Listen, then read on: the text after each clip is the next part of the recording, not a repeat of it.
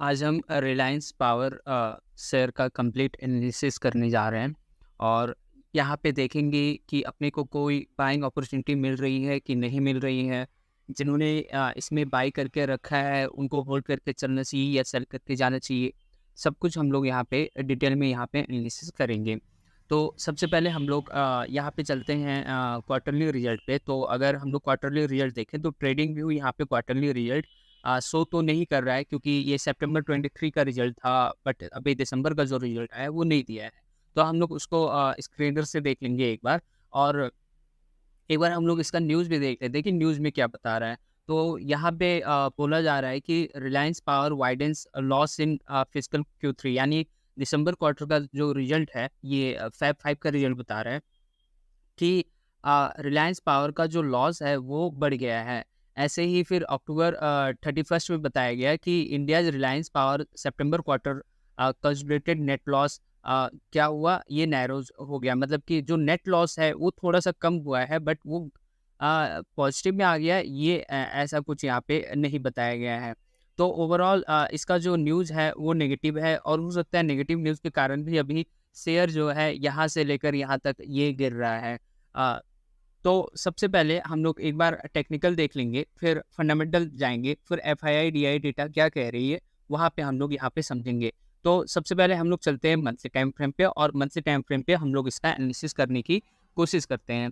But ये analysis करने से पहले आपसे मेरी एक रिक्वेस्ट है कि अगर चैनल का कंटेंट आपको पसंद आ रहा है तो एप्रिसिएशन के लिए इसको सब्सक्राइब करिए, ताकि ये ऐसा कंटेंट आप ना भूलें। चैनल को ज़्यादा से ज़्यादा शेयर करिए, ठीक है? वीडियो को लाइक करिए, ठीक है? अच्छा, अब चलते हैं मंथली टाइम फ्रेम पे और देखते हैं यहाँ पे कि अ, ये क्या शो कर रहा है। तो अगर मंथली टाइम फ्रेम पे आप इसको ध्यान से देखें तो फिर ये ठीक है, एक कॉमन पर्सन भी बता सकता है कि शेयर तो काफ़ी नीचे गिरा है, ठीक है? शेयर नीचे गिरा है और वहाँ से एक जो है अभी एक क्या कहें, ये एक बेस बना रहा है, ठीक है? फिर से ऊपर जाने की एक बेस बना रहा है। तो यहाँ as such monthly time frame के हिसाब से अगर मैं कहूँ तो यहाँ पे कुछ भी बाइंग अपॉर्चुनिटी मुझे तो नहीं दिखाई दे रही है, ठीक है? बाइंग अपॉर्चुनिटी मुझे नहीं दिखाई दे रही है। अ, और अगर आप खतरों के खिलाड़ी हैं, ठीक है, और वैल्यू इन्वेस्टर हैं, तो ठीक है, आप अपना एनालिसिस करिए और फिर यहाँ आगे देख सकते हैं। बट मेरे ख्याल से अभी यहाँ पे मंथली टाइम फ्रेम पे कोई भी बाइंग अपॉर्चुनिटी अपने को नहीं दिखा रही है, क्योंकि अब मैं आपको पॉइंट लेवल भी बता देता हूँ कि कहाँ पे मुझे बाइंग अपॉर्चुनिटी यहाँ पे दिखती है। तो बाइंग अपॉर्चुनिटी मुझे यहाँ पे तभी दिखेगी जब ये जो है ये कम से कम 40 रुपीज़ के ऊपर ना चला जाए। यानी कि मैं बात कर रहा हूँ कि अगर 100% गेन नहीं करेगा तो फिर यहाँ पे बाइंग अपॉर्चुनिटी तब तक मुझे नहीं दिख रहा है। ठीक है। अच्छा, अब हम लोग एक बार यहाँ पे चलते हैं जो वीकली टाइम फ्रेम पे, और वीकली टाइम फ्रेम पे देखते हैं कि वहाँ पे क्या अपने को शो कर रहा है। तो वीकली टाइम फ्रेम पे अगर यहाँ पे देखा जाए तो एक अच्छा खासा अब यहाँ पे बाइंग अपॉर्चुनिटी मुझे अभी बनती नज़र हुई अ, दिख रही है। ठीक है। तो मैं आपको सबसे पहले दिखा देता हूँ कि बाइंग अपॉर्चुनिटी कहाँ पे बनती हुई नज़र आ रही है। बट उससे पहले मैं आपको यहाँ पे एक पैटर्न फ़ॉर्म हो रहा है, वो भी मैं आपको पैटर्न यहाँ पे बता देता हूँ, जो कि मेरा ये जो पैटर्न है ये मेरा क्या है, ये फ़ेवरेट पैटर्न है, ये भी कहा जा सकता है। तो वो पैटर्न मैं आपको यहाँ पे बता रहा हूँ। ध्यान से यहाँ पे समझिएगा। तो सबसे पहले मैं यहाँ पे एक रेजिस्टेंस एरिया यहाँ पे फाइंड किया हूँ, और वही रेजिस्टेंस एरिया अभी कहीं न कहीं सपोर्ट एरिया का काम भी कर रहा है। मैं बात कर रहा हूँ, जो पैटर्न की मैं बात कर रहा हूँ वो पैटर्न है कप विथ हैंडल। मैं आपको दिखा देता हूँ। सबसे पहले प्राइस यहाँ ठीक है, यहाँ पे जाके रेजिस्टेंस लिया, उसके बाद ये पूरा अच्छा खासा यहाँ पे फॉल हुआ। फिर ये ऊपर गया, फिर ऊपर जाने के बाद ये फिर से कहीं न कहीं वही एरिया में आके फिर से प्राइस फॉल हुआ, जो कि ये हैंडल बना, फिर यहाँ से ऊपर गया, थोड़ा-सा नीचे गया, फिर उसके बाद ये उस एरिया को ठीक है, क्रॉस करते हुए ऊपर गया, बट वो रिटेस्ट करने के लिए अभी यहाँ पे फिर से आ गया है। तो ये जो एरिया ये जो पैटर्न अपना बना, तो वो पैटर्न हो गया अपना कप विथ हैंडल पैटर्न, ठीक है। तो यहाँ पे कहा ये जा सकता है कि एक अच्छा खासा अपॉर्चुनिटी यहाँ पे दिख रहा है, बट अपॉर्चुनिटी दिखने से ही हम लोगों को यहाँ पे बाई उसको नहीं कर देना है, क्योंकि बाई करना तभी है जब ये जो प्राइस है, जो कि अभी 23.4 रुपीज़ पे चल रहा है, वो जब तक 25 रुपीज़ के ऊपर क्लोज़ ना कर दे, ग्रीन कैंडल में क्लोज़ ना करे, तब तक यहाँ पे भी अभी बाइंग अपॉर्चुनिटी नहीं बनेगी वीकली टाइम फ्रेम पे, ठीक है? तो मेरे कहने का मतलब ये था कि ये जो red candle weekly time frame पे बनता हुआ आ रहा है, ये रेड कैंडल जो है कम से कम एक कैंडल यहाँ पे एक वीकली कैंडल जो है वो ग्रीन कैंडल बनना चाहिए और वो 25 रुपीज़ के ऊपर बनना चाहिए। अगर ऐसा हुआ तो वो एक परफेक्ट बाइंग अपॉर्चुनिटी है। आप जो है उसको बाय करके जा सकते हैं। तो बाय करके कहाँ तक जाया जा सकता है वो भी हम लोग समझ लेते हैं, उसका टारगेट निकाल लेते हैं। तो टारगेट कहीं न कहीं मेरे ख़्याल से अगर वो 25 रुपीज़ पे है तो आप उसको कहाँ तक कर सकते हैं? आप उसको 32 रुपीज़, ठीक है? 32 कहिए या 33 ही कह लीजिए, ठीक है? 33 रुपीज़ तक आप उसको वीकली टाइम फ्रेम पे लेकर जा सकते हैं। ठीक है, ये टारगेट हम लोगों ने निकाला। अब इसका स्टॉप लॉस देख लेते हैं, स्टॉप लॉस कितना होना चाहिए? तो स्टॉप लॉस आपको जो है कहीं न कहीं स्टॉप लॉस जो है उसका आपको कम से कम ₹15 आपको यहाँ पे स्टॉप लॉस उसका रख के चलना है, ठीक है? तो वीकली टाइम फ्रेम पे अ, अपॉर्च्युनिटी बाय अपॉर्च्युनिटी बनती हुई दिख रही है, ठीक है?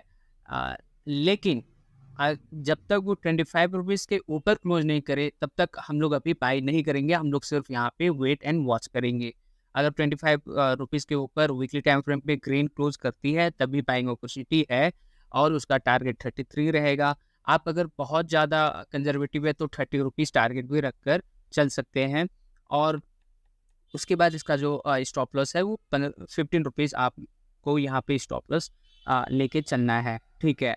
अब हम लोग एक बार देख लेते हैं डेली टाइम फ्रेम पे और डेली टाइम फ्रेम पे क्या कहा जा रहा है वो भी समझ लेते हैं। तो डेली टाइम फ्रेम पे भी अगर हम लोग यहाँ पे देखें तो एक अच्छा खासा यहाँ पे ग्रीन कैंडल बना था, ठीक है, जो कि 3.20% दिया था। बट उसके बाद ही 29 फ़ेब को ये बना था, बट उसके बाद ही अभी भी ये रेड कैंडल में ही है। तो मेरा वेट क्या रहेगा अगर मैं डेली टाइम फ्रेम पे ट्रेस कर रहा हूँ, तो मेरा वेट रहेगा कि ये जो इसका जो एक रेजिस्टेंस है, ठीक है? यहाँ पे देखिए फिर से रेजिस्टेंस बना था, ठीक है? फिर यहीं पे ये घूमा, फिर ऊपर जाके सपोर्ट दिया, फिर एकदम ऊपर गया और अभी जो है, अभी ये कहीं न कहीं यही एरिया में, इसी एरिया में क्या कर रहा है, इसी एरिया में ये अभी सपोर्ट का काम कर रहा है। तो मेरा मानना ये है कि ये अगर ठीक है, मेरा मानना ये है कि अगर इसका प्राइस क्या हो रहा है कि इसका प्राइस ये अभी रेड कैंडल ही बन रहा है, तो अगर अभी रेड कैंडल बनते-बनते या इस एरिया में कहीं आके ग्रीन कैंडल देते टच होके ग्रीन कैंडल देते, तो फिर वो मेरा बाइंग अपॉर्चुनिटी रहेगा और बाइंग अपॉर्चुनिटी होने के बाद, ठीक है? मतलब 22-23 रुपए पे मेरा बाइंग अपॉर्चुनिटी होगा और वो होने के बाद मेरा टारगेट कहाँ तक रहेगा? तो टारगेट जो है मैं यहाँ पे कहाँ तक जाऊँगा, मैं ₹28 पे जाऊँगा, ठीक है? ₹28 मेरा टारगेट रहेगा और मेरा स्टॉप लॉस जो है इसमें क्या रहेगा, स्टॉप लॉस की भी मैं बात कर लेता हूँ, तो स्टॉप लॉस तो अभी यहाँ पे हटाया नहीं जा सकता, स्टॉप लॉस आप जो है यही ₹50 लेके चलिए, ठीक है? तो इस हिसाब से आपको ठीक है यहाँ पे इस तरह से आपको रिलायंस पावर में काम करना है। मैंने आपको मंथली टाइम फ्रेम के हिसाब से भी बता दिया कि वहाँ पे तो अभी कोई अपॉर्चुनिटी मुझे नहीं दिख रही है। अगर आप वेरी लॉन्ग टर्म पर्सन हैं तो आपको एक बार फंडामेंटल तो चेक ज़रूर करना चाहिए क्योंकि यहाँ पे किसी के टिप्स, रिकमेंडेशन और कॉल्स पे तो काम नहीं हो पाएगा। उसके बाद वीकली टाइम फ्रेम पे हम लोगों ने देख लिया, वहाँ पे भी मैंने आपको टारगेट स्टॉप लॉस दोनों बता दिया और करेक्ट एंट्री पॉइंट क्या होगा वो भी बता दिया।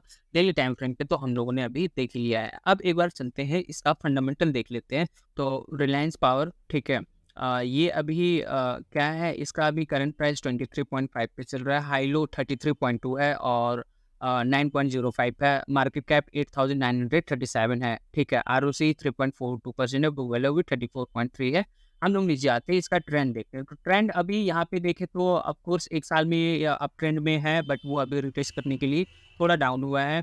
उसके बाद 3 इयर्स में अगर हम लोग यहाँ पे देखें तो कुछ खास तो एकदम से ऊपर नहीं उठा है, बट ठीक है, अभी ट्रेंडिंग स्टॉक ये बन चुका है 5 इयर्स में ठीक है, अभी सेम दे रहा है 10 इयर्स में बट वो डाउन ट्रेंड में ही अभी वो है, बट देखने वाली बात है ये है कि यहाँ पे बहुत सारा क्या है वॉल्यूम है, ठीक है? बहुत सारा वॉल्यूम है, बट अगर मैं 50 डीएमए और 200 डीएमए अगर यहाँ पे लगा के देखूँ, तो ये 200 के आस-पास आ गया है। और जब भी 200 के आस-पास फंडामेंटल के तरीके से मैं और टेक्निकल के तरीके से भी मैं आपको बता रहा हूँ, जब भी 200 के आस-पास आ जाता है और वहाँ से अगर वो बाउंस बैक करता है, तो फिर वो काफ़ी अच्छा खासा रिटर्न देता है, ये ध्यान में रखिएगा।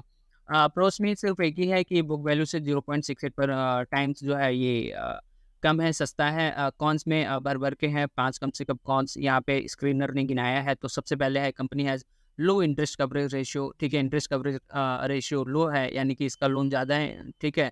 The company has delivered poor sales growth इसका कम है, 5 सालों में -4.69% के हिसाब से चल रहा है। प्रोमोटर का होल्डिंग सिर्फ और सिर्फ 24.5% है। कंपनी का रिटर्न ऑन इक्विटी भी माइनस में चल रहा है, 5.76% है 3 साल में। और अर्निंग में कुछ और भी इनकम इंक्लूड हो सकते हैं, जो कि 1509 करोड़ का हो सकता है। रिलायंस का अगर हम लोग पीयर कंपैरिजन करें तो ये किसी भी रैंकिंग में नहीं आता है, ठीक है? सबसे पहले रैंकिंग एनटीपीसी है, उसके बाद अदानी ग्रीन है, फिर पावर ग्रिड कॉर्पोरेशन है यहाँ पे। नीचे आते हैं और क्वार्टरली रिजल्ट इसका देखते हैं कि क्वार्टरली रिजल्ट में क्या किया है इसने। सबसे पहले अगर हम लोग सितंबर क्वार्टर और दिसंबर क्वार्टर को कंपेयर करें, तो फिर सितंबर में इसका जो सेल्स था वो 2052 था, जबकि दिसंबर में 1947 हो गया, यानी डिक्रीज हुआ है सेल्स इसका। ऑपरेटिंग प्रॉफिट सितंबर में 732 था, जबकि दिसंबर में -363 हो गया है। ये बहुत बहुत बुरी बात है, क्योंकि फंडामेंटल के हिसाब से इतना कम हो जाना, ठीक है, वो अच्छा नहीं है।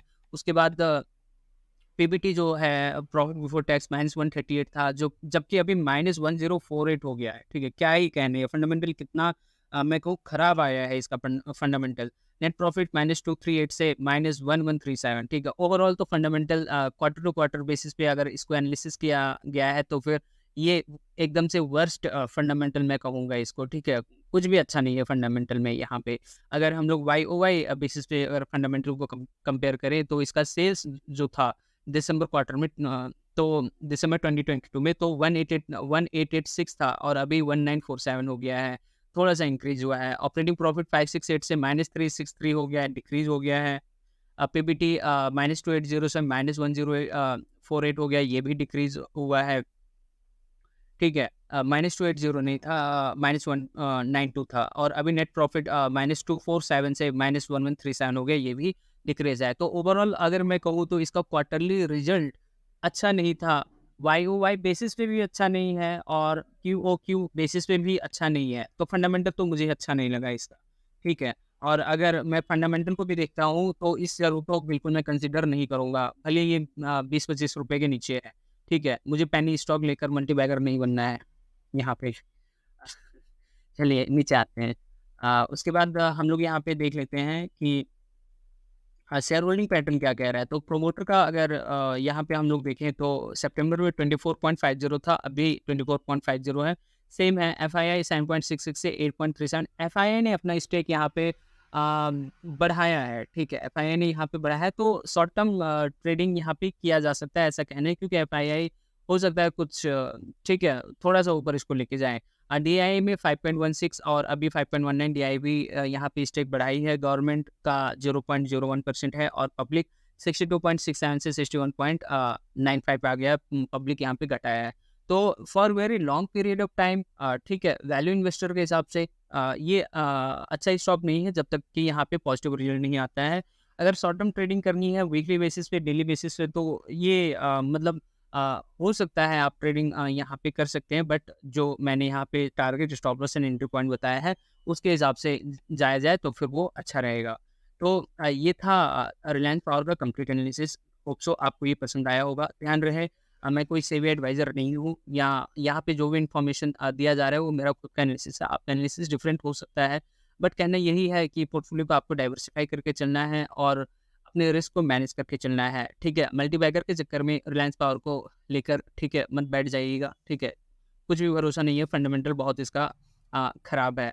फिर भी आप यहाँ पे ठीक है, खतरों के खिलाड़ी बनना चाहते हैं तो फिर ठीक है, पैसा आपका है और डिसीज़न भी आपको ही लेना पड़ेगा।